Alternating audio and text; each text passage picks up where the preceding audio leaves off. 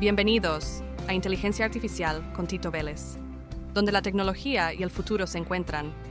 Innovación, transformación digital e inteligencia artificial son solo palabras, sino aportan valor a las empresas, y en este podcast lo descubriremos juntos, con el auspicio de Viamática, Card Service, Only Control, Ondu Cloud, SoloBiz, Cima ET, BI Sciences, Cooperativa de Ahorro y Crédito, Fernando Daquilema y Cairo Seguros. Únete a esta conversación y conviértete en protagonista del futuro. Suscríbete ahora y no te quedes atrás. Comenzamos ahorita. Hola, ¿qué tal? Bienvenidos a un nuevo programa de Inteligencia Artificial con Tito Vélez, las entrevistas, en donde hablamos acerca de innovación, transformación digital e inteligencia artificial. El día de hoy nos acompaña un invitado muy especial, Gonzalo Mejía. Él es CEO de la empresa Only Control, una empresa muy importante aquí en nuestro país. Gonzalo, muchísimas gracias por aceptar nuestra invitación. Bienvenido. Tito, muchas gracias. Un gusto estar el día contigo. Bien, antes de empezar, vamos a ver un perfil de nuestro invitado. Gonzalo Mejía tiene más de 25 años de experiencia en el sector IT y cuenta con estudios de Ingeniería y Sistemas por la Universidad de Especialidades Espíritu Santo. Además, con especializaciones en gestión de proyectos en la SPAE y programa de propietarios de empresas en el IDE. Es un experto en temas de reconocimiento de personas y objetos a través de las tecnologías biométricas. Bien, Gonzalo, cuéntanos cómo un profesional de tecnología como tú luego le da por emprender y finalmente termina siendo el CEO de una importante compañía en el sector tecnológico, impactando sobre todo el tema de reconocimiento de personas y objetos. Cuéntanos cómo fue todo ese trayecto. Bueno, un poco haciendo memoria, nosotros ya comenzamos nuestra compañía hace 22 años, ahora tengo 48, la iniciamos cuando tenía 26 o 27, si no me equivoco, ya ha pasado buen tiempo. Y te puedo decir que fue un poco por la necesidad. Realmente yo estaba en ese tiempo trabajando como gerente de desarrollo de una empresa. Esa empresa entró en una crisis financiera y bueno, no nos pagaban el sueldo lamentablemente por algunos meses.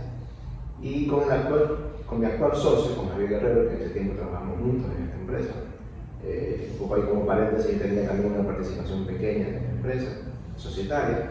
Tomamos la decisión en base a la necesidad de formar una compañía, ¿no? de emprender, como se puede entender. Si bien es cierto, se comenzó esta empresa con mucha ilusión, con muchos deseos, pero gracias a Dios estamos ya 22 años después de ese paso inicial con mi socio. Con Javier luego tuve obviamente la participación de mi tercer socio, David Perugachi. Los tres de hecho formamos parte de Unicontrol, Gonzalo Mejía, Javier Guerrero, David Perugachi, somos los socios de Unicontrol. Pero inicialmente comenzamos con Javier Guerrero hace 22 años. Gonzalo, pero está bien, eres un ejemplo de que ante una crisis pues decides no quedarte ahí sino avanzar. Pero ¿cómo fue entrar al mercado y cómo decidieron focalizarse en el tema de reconocimiento de personas y objetos? ¿Cómo fue ese tema? Sí, mira, particularmente en mi caso yo comencé bastante joven en el tema de la tecnología. Yo me gradué en el Colegio Nacional Vicente Rocafuerte, ¿no? También era compañero del colegio. Comencé a trabajar muy joven, yo me gradué a los 16 años, comencé a trabajar a los 17 como programador en ese tiempo de Turbo Pascal y de Powell. Claro. Es lo que uno aprendía en el colegio, porque antes en el colegio había unas especializaciones, entonces tú seguías en el área de computación, eventualmente sabías programar. Ahora no sé si es así, pero en ese tiempo uno aprendía a programar. En ese tiempo aprendimos a programar, recuerdo tanto en Basic, en Pascal y en Powell. Entonces salgo del colegio a los 16 años y bueno, a buscar empleo, entré a una empresa que daba clases de computación y también hacía programitas, sistemas sencillitos, y entro como programador de Pascal y luego programador de Powell. En esta empresa, en esta primera experiencia que tuve a nivel laboral, tuve la oportunidad de conocer a una persona que luego se convirtió en un gran amigo mío, Clemente Calderón. Clemente en ese tiempo estamos hablando de hace muchos años atrás, era gerente o subgerente de ingeniería, si no me acuerdo, si no me equivoco, del Banco Guayaquil. Correcto. Y él me da la oportunidad, ya a mis 18 años, en mi casa había muchas dificultades económicas, obviamente, y él me da la oportunidad, cuando tenía 18 años, de entrar a aplicar al Banco Guayaquil como operador del MyPhone. Entro como operador, tenía en ese tiempo ya 18 años, y me quedo trabajando como operador en Banco Guayaquil, si no me equivoco, 2 años. Es decir, ya a los 20 se abre una oportunidad para ser programador de microcomputadoras en el Banco Guayaquil. En ese tiempo en el banco todo era mainframe, recién estaba entrando el tema de la microcomputación, computadores portátiles, personal computer, y tengo la oportunidad de entrar a programar en Visual Force, si no me equivoco, ¿no?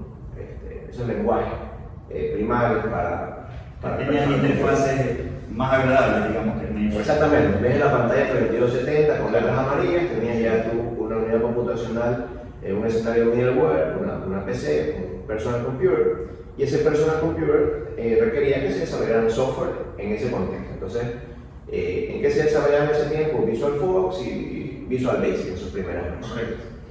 Se abre esta oportunidad en el banco, yo aplico y paso de operador del mainframe a programador de microcomputadoras en Banco Guayaquil.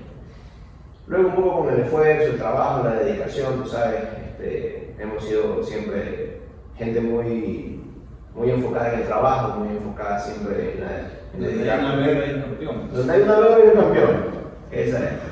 Entonces, donde hay una guerra hay un campeón, y eso uno lo tiene como que tatuado en la mente, ¿no? Y en el corazón. Así que siempre, con mucho esfuerzo, con trabajo, con dedicación, con disciplina, se lograron un poco los objetivos en el área de microcomputación, ¿no? Luego se abre la oportunidad de trabajar en el área de proyectos, en ingeniería de sistemas. En ese tiempo ya se trabajaba con una arquitectura middleware que se integraba con el mainframe, y se abre esa oportunidad y entro como programador de proyecto. En ese tiempo se programaba ya en los primeros lenguajes orientados a objetos, estamos hablando de Visual Basic for Smalltalk, estamos hablando de C++, etc. Entonces, siempre te pongo este antecedente porque siempre me he dedicado un poco al desarrollo de software, siempre ha sido mi línea profesional base, ¿no? Luego de eso ya salí al Banco Guayaquil, entré como jefe de desarrollo a otra empresa, luego entré como gerente de desarrollo a otra compañía, y en esa compañía donde estábamos haciendo desarrollo de software, nace el requerimiento de implementar tecnología de identificación de seres humanos.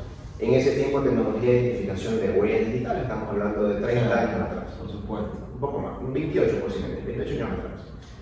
Entonces, se da la oportunidad de viajar a los Estados Unidos para capacitación, para preparación, participación en ciertas ferias internacionales. Entonces, de mi lado, en el contexto profesional, me fui un poco especializando en lo que es... Pero la empresa donde estabas, estaban desarrollando y buscaban especializarse en eso, en la empresa donde tú eras gerente de desarrollo. No, esta era una empresa de desarrollo que hacía software para empresas del mismo grupo. Entonces, este era un grupo empresarial, tenía varias empresas que estaban enfocadas principalmente en escenarios aeroportuarios, en empresas aeroportuarias, y había una empresa de desarrollo que era parte del grupo que y dentro de los requerimientos había un tema de reconocimiento. Y dentro de los requerimientos funcionales para que fuiste a Estados Unidos y empezaste a empaparte del tema. Efectivamente. Entonces, esta era una tecnología nueva en el Ecuador, de hecho, la tecnología nueva en el Ecuador. Claro. Comienzo a especializarme un poco en temas de identificación de seres humanos, inicialmente reconocimiento de huellas digitales a través de patrones biométricos. Y cuando comenzamos nuestra compañía con mi socio, en ese momento con Carlos Guerrero, él se enfocaba más siempre en la parte de diseño, también es un profesional informático, obviamente, y él hacía, recuerdo yo, todo lo que es diseño de interfaces, es decir, él creaba las interfaces que agradables a los usuarios, y yo me encargaba de construir todo el core. Nace un requerimiento por parte de un cliente externo, no quisiera equivocarme, pero me atrevo a decir que fue Credematic en ese momento. Nace un requerimiento para implementar un sistema de control de asistencia con identificación de huellas digitales, y comenzamos este proyecto con Credematic. Luego tuvimos la oportunidad de... O sea que eso fue por el 2000. Ya ni me acuerdo, pero fue hacia... Credematic nace Más o menos. En esa época, seguramente en ese época estaba al ladito Banco Bolivariano. Por supuesto. Entonces, cuando nace Credimatic, efectivamente, a través de alguna relación con algún amigo, no quisiera equivocarme del nombre, pero a través de algún amigo seguramente llegamos a Credimatic, implementamos un sistema de control de identificación de personas con huella digital. Luego, si no me equivoco, pasamos a Banco Bolivariano, luego implementamos por ahí en una industria que era Andec, luego en otra industria que era Pacipetrol, una compañía petrolera de Cancún. Entonces esa fue nuestra primera vertical de negocio, los sistemas de identificación de seres humanos, inicialmente con tecnología de reconocimiento de huellas digitales, orientados específicamente al control de acceso y al control de asistencia. Así comenzó nuestra compañía. Pero esa tecnología ¿era propietaria o tú te valiste de un proveedor externo que te proveía la tecnología y los equipos? Porque eso es integral. ¿Cómo es? Sí, efectivamente. Este tipo de tecnología tiene principalmente tres capas. La primera capa es la capa de hardware. Un hardware que te permita capturar de manera efectiva una huella digital cumpliendo en ese momento con ciertos estándares de seguridad, por ejemplo, evitar que sea una huella falsa, de papel, de goma, de silicón. Es decir, tiene un primer componente tecnológico que es el hardware. Entonces, eventualmente sí, nosotros hicimos alianzas con un par de fábricas, comenzamos a evaluar diferentes opciones de hardware y llegamos a tener un par de opciones de hardware y alianzas con un par de fábricas que nos proveían el elemento de hardware que permitía de alguna manera obtener o capturar una huella digital cumpliendo los estándares de seguridad locales e internacionales principalmente. Correcto. Luego tenemos un segundo elemento, que es el elemento, el core de identificación o la capa de identificación. Esto puede entenderse como un middleware, una capa intermedia, que permite obtener una secuencia de identificación. En ese tiempo, estoy recordando ya cosas de hace muchos años, permitía en ese tiempo poder convertir esa imagen de huella digital en algo que se conoce como un dato funcional. Un dato funcional es como una curva de probabilidad. Entonces, un dato real es cuando tú dices 1, 3, 4, 5, eso es un dato real, pero luego el dato funcional es como una curva de probabilidad. Entonces, este core, este elemento intermedio, este segundo elemento de la tecnología, permite tener o generar de esa huella digital, de esa imagen, un dato funcional. Y luego tenemos el tercer elemento, la tercera capa de la tecnología, de las soluciones que hacemos en ese momento, que es el software de gestión.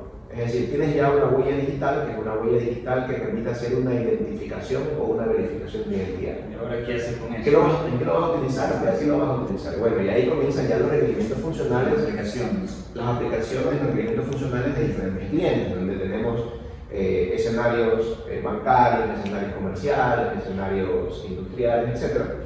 Y eso que nace como un elemento base de identificación de seres humanos, cumplía o permitía cumplir requerimientos de diferentes verticales de negocio, por ejemplo, control de asistencia, control de acceso, seguridad, efectivamente, acceso, seguridad, etc.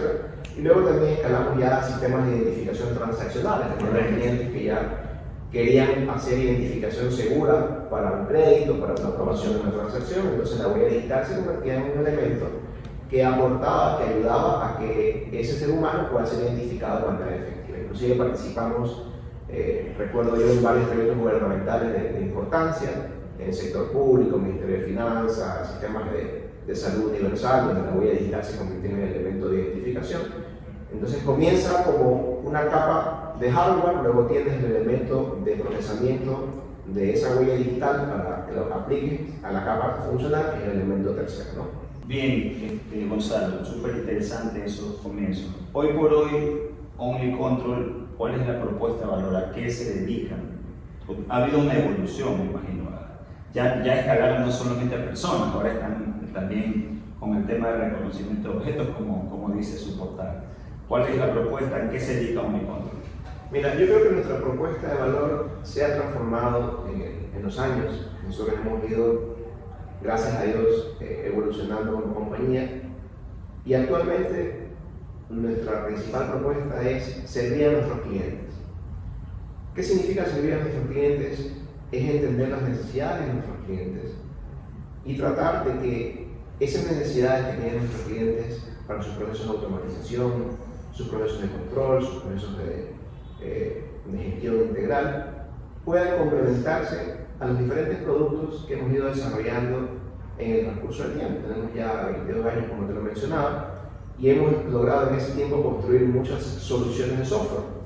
Esas soluciones de software han ido naciendo en base a las necesidades y requerimientos de nuestros clientes. Entonces, como empresa, te podría mencionar que en este momento, como organización, tenemos 5 verticales de negocio. La primera de ellas es la vertical de control de acceso y asistencia. En esta vertical, nosotros tenemos la oportunidad de atender a diferentes segmentos de negocio, empresas industriales, comerciales, portuarias. Tenemos luego una vertical orientada a la automatización con tecnología RFID. Podría entenderse esto como soluciones de industria 4.0. Hemos incursionado mucho en lo que es la identificación RFID para el control de materias, objetos, productos, etc. Es realmente un tema industrial donde tienen almacenamiento, vamos a decir, abundante. Efectivamente, estamos hablando de identificación RFID para warehouse, para retail, etc. ¿no? Aunque eventualmente el RFID es una tecnología que se aplica en diferentes contextos, es muy funcional.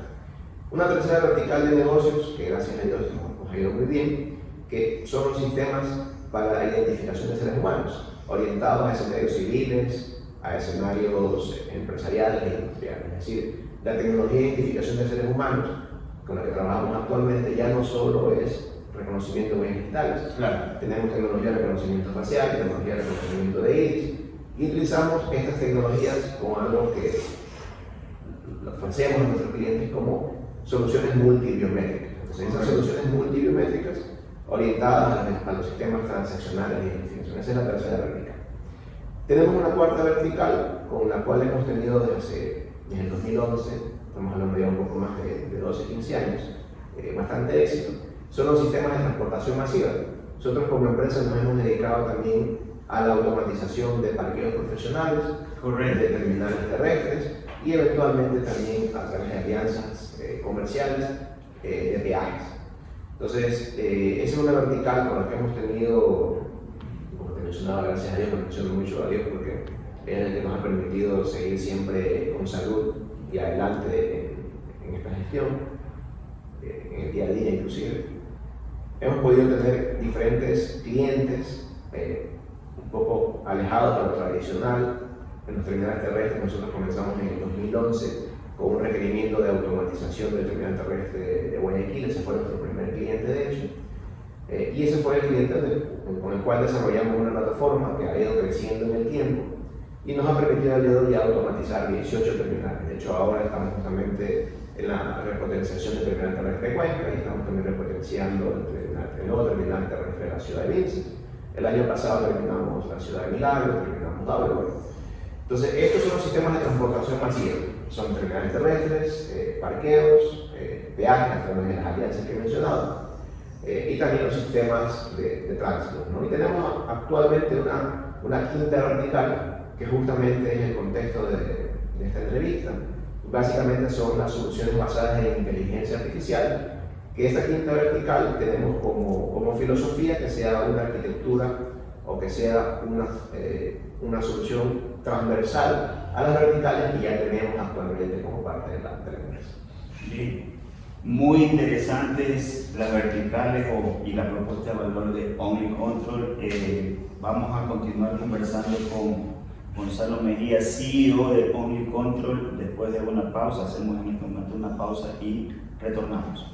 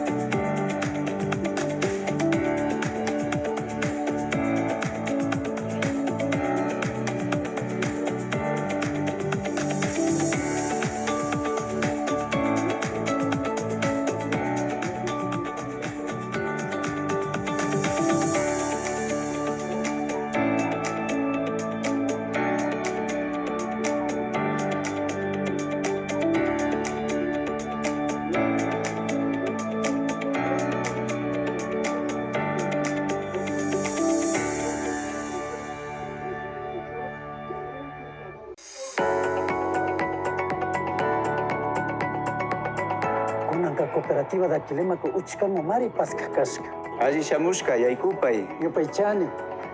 Fernando de Aquilema Kushki Wakichina Shinazatan Mayachina Wasipika, Kikin Kunapa, Mana Shalpushpami, Sutakpacha Tutamanta, Pusakpacha Tutakamami Yankakunchi. Shuyakunchimi, Tuki Kikin Kunapa, Mañaikunata, Utka Rurashpa Kungapa. Shinapash, Ishkai Rigra y Pascashkami Shuyakushu. Kaika Tukuimi Yuarkandichu, Maná, Kaika Kayarin Yan. Ven y experimenta la diferencia en nuestro nuevo edificio inteligente. Agencia Matriz Río Bamba. Te esperamos.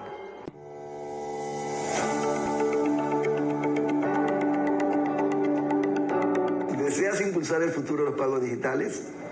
TechSoft, líderes en soluciones tecnológicas para medios de pagos financieros y comerciales con presencia nacional e internacional con 25 años de trayectoria. Desarrollamos soluciones seguras y eficientes adaptadas a las necesidades de tu negocio. Contáctanos hoy. Las entidades financieras que usaron Syscar en el 2024 procesaron aproximadamente 1.000 millones de transacciones. Esto representa un volumen de ventas de $10.000 millones con 10 millones de tarjetas emitidas. El suite transaccional de Syscar, desarrollado por TechSoft, garantiza un flujo continuo de autorizaciones desde los diferentes canales, asegurando la confiabilidad en cada transacción. En TechSoft, la seguridad y la alta disponibilidad de tu información son nuestra prioridad.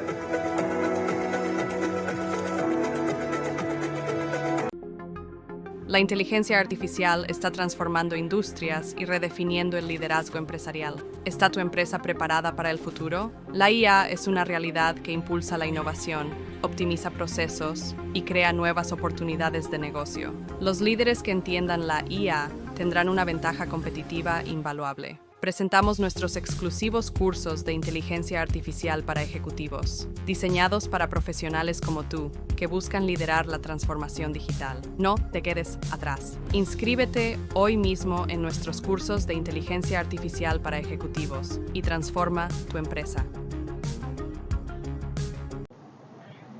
Bien, continuamos con esta entrevista. Estamos conversando con Gonzalo Mejía, CEO de Only Control. Gonzalo, en el negocio del reconocimiento biométrico o de personas, para ser más general, ¿cuál has visto tú que ha sido esa evolución y hacia dónde vamos? Ya inicialmente era el tema biométrico, ya nos has hablado del tema facial, del tema iris. ¿Hacia dónde evoluciona esta tecnología? Tú que estás en el medio. Sí, mira, yo pienso que en la actualidad ya se tiene que hablar de la multibiometría. Es decir, cómo se identifica un ser humano a través, en mi recomendación siempre, de elementos multibiométricos. ¿Por qué? Porque cada rasgo biométrico tiene sus características. Cuando hablamos de la huella digital tiene una particularidad, que es que tú la huella digital la puedes encontrar en escenarios pasivos, es decir, en escenarios latentes. ¿Qué es un escenario pasivo o latente? Alguien estuvo aquí en la oficina y cogió un vaso, cogió la mesa, y esa huella digital puede quedar plasmada en ese escenario latente. Entonces, la huella digital es una de las características del ser humano en conjunto con el ADN, por ejemplo, que puede quedar como rastro aunque la persona ya no se encuentre en el lugar, cosa que no pasa con el rostro, no pasa con el iris, con el rostro. ¿Quiere decir que lo que uno ve en las películas, que cuando deja la huella en el vaso y después la reproduce y se pone un guante? 100% real. Pueden haber escenarios donde puedas burlar eso. Sí, efectivamente. De hecho, por eso la tecnología biométrica a nivel de hardware se ha esforzado mucho en evitar la falsificación de huellas de papel, de plástico, de goma o de silicona, es decir, de huellas no vivas. Y ha evolucionado en ese contexto. ¿Por qué? Porque tú puedes falsificar una huella digital, tú puedes tomar una huella latente de una persona que ha estado aquí en la oficina, en un vaso, en el escritorio, como lo mencionaba, y puedes hacer una huella de plástico, de papel o de goma inclusive. Pero si no tienes a nivel de hardware la tecnología para poder detectar que esa es una huella que no está viva, que es una huella falsa, esa persona podría falsificar la identidad o adoptar la identidad de otra persona. Lo mismo ocurre, y a mí me ha pasado, porque yo en mis implementaciones, con el tema de reconocimiento biométrico, porque a veces hay sistemas débiles que si tú simulas un rostro, que puede ser a través de una foto o a través de un maniquí o lo que sea, eventualmente autentica, pero como tú dices, no es un organismo vivo. Sí, ¿Cómo ves? ¿También es posible ese? Sí, mira, cuando hablamos de reconocimiento facial, tal vez es lo que tú estás mencionando ahora. El reconocimiento facial, la tecnología permite hacer varias cosas. Lo primero es la detección facial, algo que se conoce como los Face Landmarks. Los Face Landmarks son puntos, tensores, vectores, arreglos de tu rostro que permiten poder detectar que eso es un rostro, que lo que estamos viendo, que esa imagen que está siendo procesada tiene un rostro, es decir, hay un objeto tipo rostro, una clasificación de objeto tipo rostro. Eso primero te permite saber que esa imagen tiene un rostro, pero no sabes que está vivo, es un rostro simplemente. Luego tienes las siguientes capas, las capas que no solamente detectan, sino que las capas que verifican, las capas que identifican y las capas que te permiten hacer un anti-spoofing, de tal manera que puedas garantizar que esa persona que está queriendo ingresar a un lugar, que está queriendo hacer una transacción comercial, una transacción bancaria, una transacción comercial, es una persona viva, no es una imagen, no es una foto, no es un video. Y para eso hay varias técnicas. El anti-spoofing, de alguna manera, tú puedes tener elementos de hardware que te ayudan a tener una imagen tridimensional del rostro. Si tú quieres evitar la falsificación de identidad con el rostro, tienes varias opciones. La primera opción es la opción a nivel de hardware. Es decir, que tú puedes tener un hardware que tengan cámaras que trabajen con elementos de profundidad para generar un rostro en tercera dimensión. Y cuando tienes un rostro en tercera dimensión, ya no puedes procesar fotos, no puedes procesar videos porque tienes profundidad. Es decir, es un vector con profundidad. Entonces, la primera opción es a nivel de hardware. Tener hardware que te permite de alguna manera garantizar que ese es un rostro de una persona viva.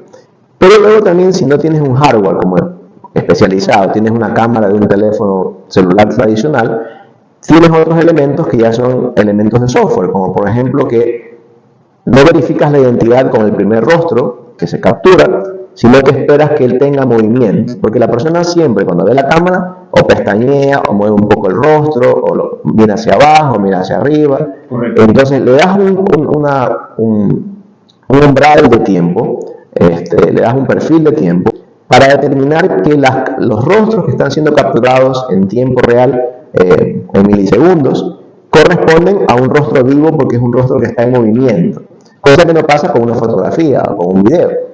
Otra metodología que se aplica. Ciertos aplicativos de la banca que he visto, locales y foráneos, tienes tu un óvalo, entonces te dicen acerque la cara, después acérquela de nuevo. Y hay personas que les cuesta bastante eso, mueve la cabeza o algo así.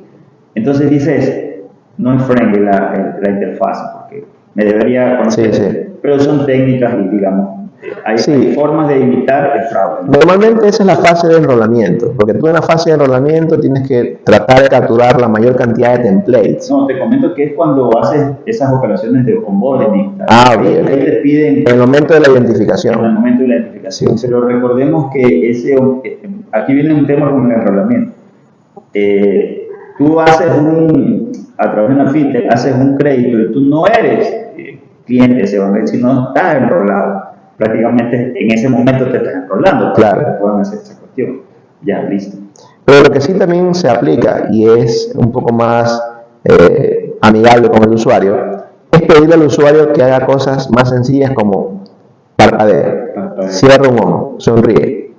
Entonces esto se utiliza también a través de elementos, son algoritmos sencillos que son randómicos, no siempre es el mismo requerimiento, entonces no siempre es el mismo patrón, efectivamente, sino que tienes el usuario frente a la cámara y dice, cierra el ojo derecho, lo cierra, sonríe, identificado. Correcto. La siguiente vez, cierra el ojo derecho, pestañee, ya identificado. Correcto. Entonces hay también metodologías que ya son basadas en algoritmos. Hay formas de hacer la experiencia un poco más amigable. De ser más user-friendly, efectivamente. Se han visto cosas. Bien, ¿hacia dónde va? Ya tú hablas de la identificación multibiométrica. ¿Hacia dónde va el reconocimiento de personas? Al día de hoy, pensaría que tenemos tres posibles escenarios. El escenario de huellas digitales, lo mencionaba anteriormente, el escenario de reconocimiento facial y también el escenario de iris, reconocimiento e identificación de iris. Es un elemento que, si bien es cierto, no es tan utilizado al día de hoy, pero que te permite garantizar un nivel mucho más alto de fiabilidad en la identificación y la verificación de seres humanos. Y en la inteligencia artificial, los modelos basados en visión por computadora los modelos de inteligencia artificial, están apoyando fuertemente a que estos procesos de verificación de identidad, principalmente en rostro y también en iris, sean mucho más rápidos, sean mucho más eficientes y sean mucho más confiables, porque la inteligencia artificial, a través, por ejemplo, de las redes neuronales convolucionales, que es una tecnología que te permite procesar fotogramas, imágenes, han logrado hacer que esa tecnología, que dependía antes mucho del hardware, ahora ya sea básicamente software. Entonces yo creo que hacia allá va, y va avanzando muy rápidamente. Gonzalo, has hablado del tema de iris, y en nuestro país se escuchó hace poco tiempo de que les estaban dando a las personas 20, 40 dólares por escanearle el iris. Y la gente, oye, te dan 20, 40 dólares y solo tienes que ir y hay un fulano que te coge. Y listo, pues la gente iba y hacían unas filotas, salieron unas noticias. Pero los que conocemos de este tema, tú que eres el experto, sabemos que el trasfondo es porque eventualmente con esto se puede cometer fraude. ¿Qué puedes opinar al respecto? Sí, la tecnología de identificación de seres humanos va o se enfoca en algún momento a un método de identificación mundial, es decir, que exista un ID mundial. Las naciones de primer mundo están orientadas a eso, es decir, que exista un método transversal de identificación de seres humanos que permita poder saber quién eres en cualquier lugar, en cualquier parte del mundo, en cualquier momento. Efectivamente, entonces el iris se convierte en un elemento, al día de hoy, un elemento high-tech, y también en una tecnología que garantiza, cuando hablamos no de miles de personas, ni de cientos de miles, ni de millones, sino de billones de personas, ya hablamos del mundo, de la población mundial, tú necesitas una tecnología que te permita tener un umbral de efectividad mucho más alto que cuando tienes una población menor.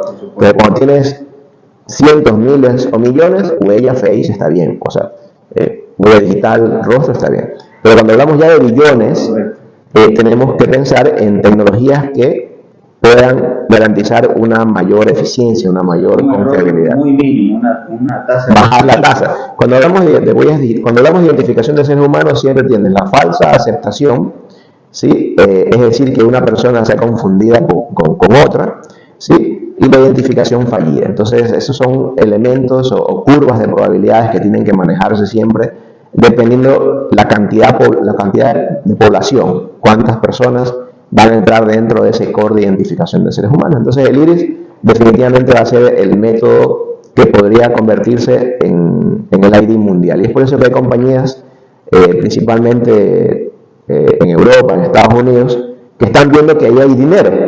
Entonces vienen acá a Latinoamérica de alguna manera a comenzar a recopilar. Porque también esos iris que están recopilando permiten mejorar los sistemas de identificación, porque están teniendo una base de datos mucho más enriquecida de elementos, ¿no? Gonzalo, yo soy amante de las películas y siempre veo que se toman referencias de las películas para ver hacia adelante temas tecnológicos, ¿no?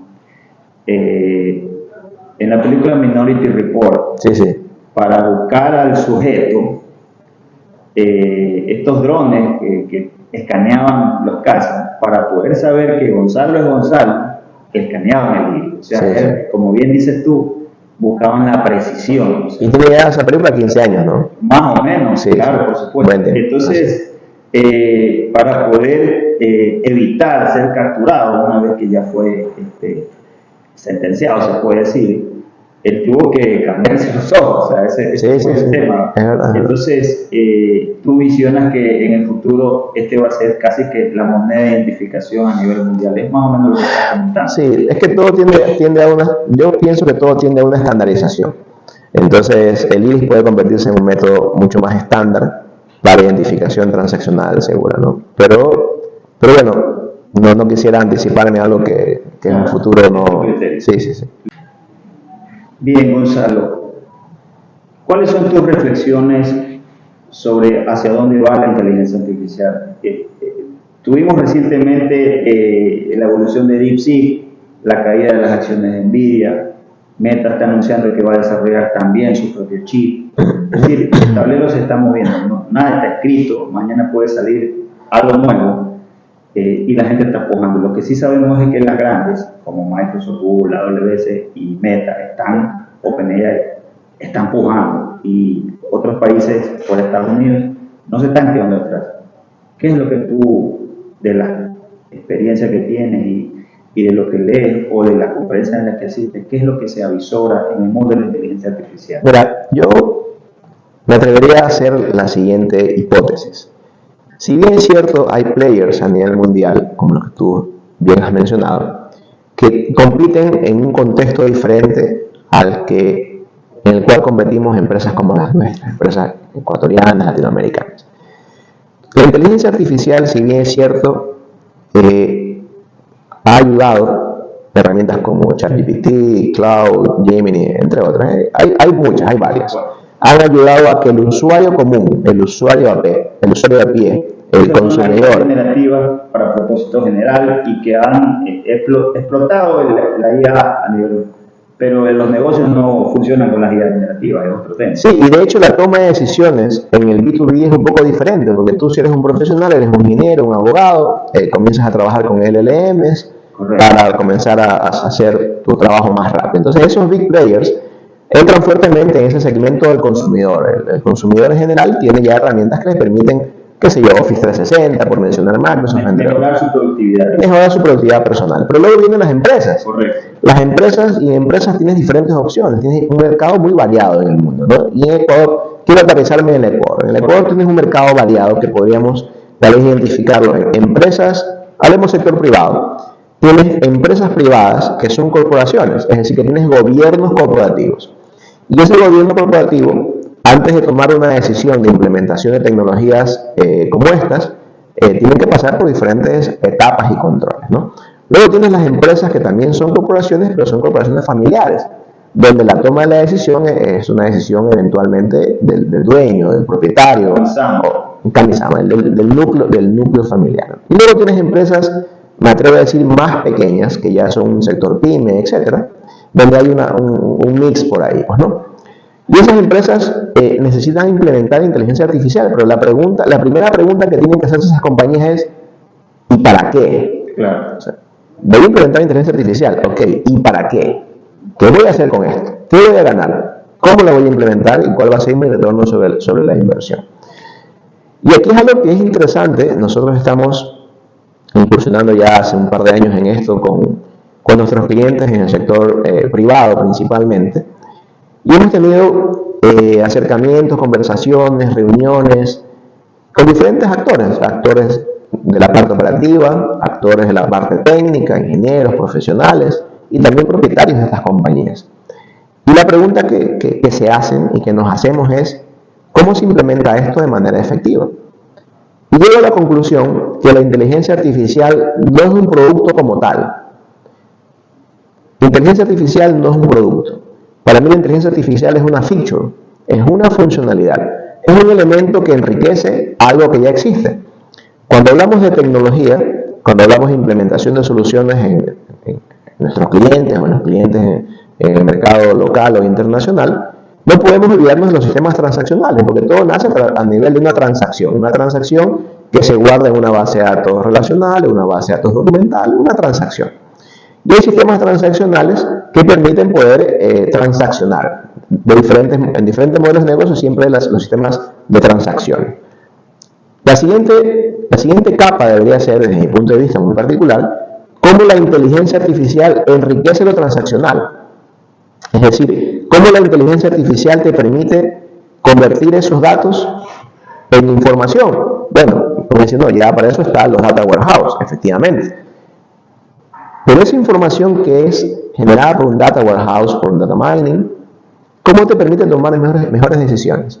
Actualmente la inteligencia artificial, que es un campo muy amplio, tú en inteligencia artificial puedes hablar de modelos que colaboren en la toma de decisión en base a datos transaccionales, en base a información transaccional. O en la medicina. En la medicina. Y cuando hablamos, yo quisiera tal vez separar lo que es datos y lo que son imágenes. Porque tú puedes tener en negocios o en mercados como la medicina, la industria, transportación, etc. Y en cualquier otra vertical puedes tener datos e imágenes. Correcto. Entonces, cuando hablamos de datos, tenemos clientes que en la actualidad usan nuestros sistemas de control de asistencia Y esos sistemas de control de asistencia han ido evolucionando en la implementación de elementos basados en inteligencia artificial, de modelos basados en inteligencia artificial que le proponen a los usuarios, a los clientes, cómo asignar mejor su horario, cómo organizar mejor a su gente. ¿En base a qué? En base a la proyección de ventas, en base a cómo sea su gestión operativa, en base a cómo es su gestión de procesos. Lo que normalmente ocurría, por ejemplo, en el caso puntual del control de la asistencia, una cosa es tener una empresa con 100 empleados, otra cosa es tener una empresa con 10.000 o 15.000. Y en esas empresas que tienen 10.000 o 15.000 empleados, ya tienen el sistema transaccional. Muchas veces, nuestro sistema transaccional, la pregunta que se hacen es, ¿cómo asigno esos recursos operativos de manera eficiente? ¿Cómo optimizo? ¿Cómo optimizo recursos? O sea, el esquema que tengo es el más eficiente, o alguien podrá analizar y recomendarme algo mucho mejor. Alguien o algo. Porque en las empresas lo que normalmente encontramos son los profesionales de dominio del problema. El profesional de dominio del problema es una persona que ha estado, hablemos específicamente en el tema de control de asistencia, que conoce también el negocio, ha estado 10, 15 años asignando turnos, horarios, permisos, vacaciones, y son 2, 3, 4, 5 personas que han estado ahí 10, 15 años y conocen tan bien el problema que se convierten en actores de dominio del problema. Ellos saben, o creen saber, cuál es la mejor forma de asignar permisos, horarios, vacaciones, cómo organizar la parte operativa. Pero resulta que nace la inquietud de, ¿está bien como lo estamos haciendo? ¿O lo podríamos hacer mejor? Claro. Si lo podríamos hacer mejor, hay que de alguna manera implementar algo que me genere una evidencia de que lo podemos hacer mejor. Y ahí entra la inteligencia artificial. La inteligencia artificial entra ahí como un elemento horizontal que, alimentándose de los datos transaccionales que ya existen, de los niveles de venta, de facturación, de asignación de permisos, de la historia que ha tenido la gestión operativa, asistencia, por ejemplo, pueda tener un modelo, hablamos de los modelos de inteligencia artificial, pueda un modelo ser entrenado. Y cuando hablamos de modelos de inteligencia artificial, es importante comentar que existen normalmente 3 tipos de modelos, 3 tipos de etapas de entrenamiento. Tú tienes un modelo que ha sido entrenado de manera asistida. Si tú quieres tener un modelo de inteligencia artificial que te pueda hacer recomendaciones de cómo organizar mejor a tu personal en la parte operativa, eso es un modelo de inteligencia artificial que ha sido entrenado de forma asistida. Correcto. ¿Cómo? Con tus datos. Entonces, ese entrenamiento de forma asistida con tus datos permite que, en base a los diferentes hiperparámetros, se conocen esto como hiperparámetros cuando configuras el modelo, puedas tener un copiloto, alguien que esté contigo para ayudarte a asignar de forma automática o a recomendarte de forma automática cuáles serían las mejores estructuras de asignación de permisos, horarios, vacaciones.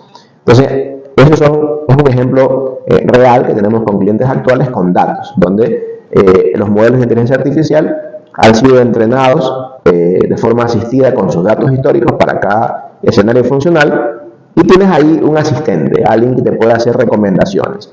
La decisión final es del ser humano, porque el ser humano es el que decide si lo que el asistente le dice es algo que lo va a aceptar o no. Claro. Pero lo interesante, y lo hemos visto ya en escenarios funcionales reales, es que queda almacenado en el sistema, a nivel transaccional, la recomendación del modelo de inteligencia artificial y lo que el operador del sistema tomó como decisión. Es decir, el actor de dominio del problema, el usuario, que es el que se la sabe todas, tomó la decisión de hacerlo igual, diferente o parecido a lo que le dijo el modelo. Pero eso queda guardado en el sistema, para que después de 6 meses tú puedas evaluar y puedas comparar y decir, oye, este modelo lo hubiera hecho peor, lo hizo igual o lo hubiera hecho mejor. Claro. Y ese modelo va a ir aprendiendo. Listo. Ahora luego. Bien, me gusta eso. Rescato 3 cosas. Primero, la tecnología como la inteligencia artificial, si no agrega valor al negocio, ¿para qué? Correcto. Porque si no es otra moda más, ¿no? Es correcto. Quiero tener la última versión de tal cosa. ¿No? Y ahí te quiero complementar, Tito, con nosotros que pasamos algo que se conoció en su momento como el Y2K. El Y2K fue en el año 2000. Los big players a nivel mundial, IBM y entre otros, bueno, lamento mencionar nombres, pero un poco son los grandes actores en su momento, nos vendieron la idea en el 2000 que con el cambio de 1999 a 2000 el mundo se iba a parar. ¿Por qué? Porque ellos lo llamaron el Y2K. Y las empresas más grandes, las entidades financieras, las industrias comenzaron a invertir miles de millones de dólares en evitar que el Y2K acabe con el mundo. Finalmente no acabó. Esas son las estrategias del caos. Efectivamente. Entonces, la inteligencia artificial de alguna manera está en el ojo público, es una moda, pero en nuestro caso, cuando hablamos ya con ejecutivos, con directivos, con dueños de empresas, son muy cautos en cómo esa tecnología puede aportar realmente a su negocio. También en nuestro país ocurren algunas situaciones, ¿no? En la banca, que es donde puedo referir, hemos recibido ataques en los últimos 5 años, ciertos conocidos, los medios públicos, y otros que no salen a la luz pública, pero quienes estamos en el medio lo conocemos. Y entonces existe ese celo, esa prudencia que dices tú, porque la inteligencia artificial a lo mejor coge y me revela todo, y yo qué sé, o sea, yo creo que estamos en una etapa de adopción donde la gente tiene que educarse.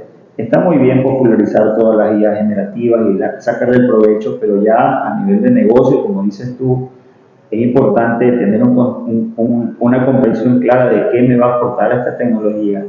Y lo que decías tú respecto al tema de la recomendación, finalmente el gurú del problema se enferma. Es correcto. O le puede dar una calamidad. Es correcto. Y ya el ejecutivo que está bien informado dice, bueno, yo confío en su criterio. ¿Cuál es mi contingencia? Pero exacto, entonces yo necesito algo que no se enferme. Es correcto. Y que no me pida aumento de sueldo, o etcétera, etcétera. Entonces, yo creo que en ese proceso estamos, y llegará un momento donde, no para eliminar esa plaza de trabajo, porque la intención de la IA, como lo he comentado, sí, es verdad que se van a eliminar plazas de trabajo operativas, pero se van a crear nuevas. Y el desafío de las personas es poder adoptar esas nuevas habilidades asociadas a la inteligencia artificial para ser más eficientes o para ocupar esas nuevas plazas de trabajo. Y yo creo, Tito, si tú me lo permites complementar con algo a tu idea que está dentro de lo que yo considero oportuno, un elemento de crecimiento, una vertical de crecimiento de la inteligencia artificial es la visión por computadora. Claro. La visión por computadora es un campo muy amplio, y por eso yo te mencionaba inicialmente datos e imágenes, porque tú puedes tener en una vertical de negocio, en la vertical médica, tú hablabas del tema médico, quiero analizar el resultado o un screening de resultados de sangre.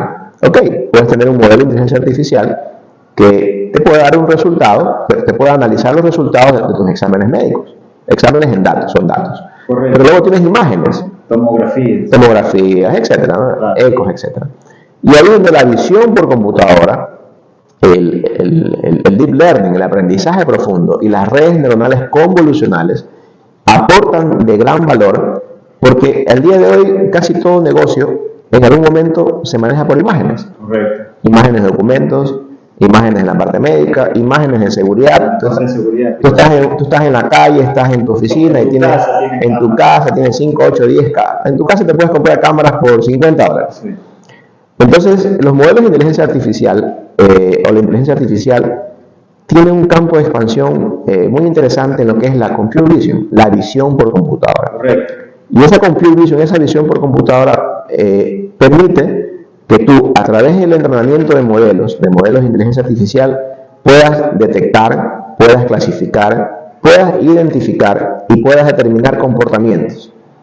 Y la visión por computadora, que es el elemento técnico que te permite conectarte a diferentes fuentes de información de imágenes, permiten que esas imágenes sean utilizadas en los modelos para ser entrenados, para poder hacer detección, para poder hacer clasificación, para poder hacer identificación y determinar comportamientos. Correcto. Y por ahí hay un campo que me atrevo a decir en países como el nuestro, en Ecuador y en Latinoamérica, está un poco inexplorado, y que principalmente depende de los actores externos, de las empresas como fábricas de cámaras, que el fabricante de cámara normalmente te vende la cámara con su modelo de inteligencia artificial metido en la cámara.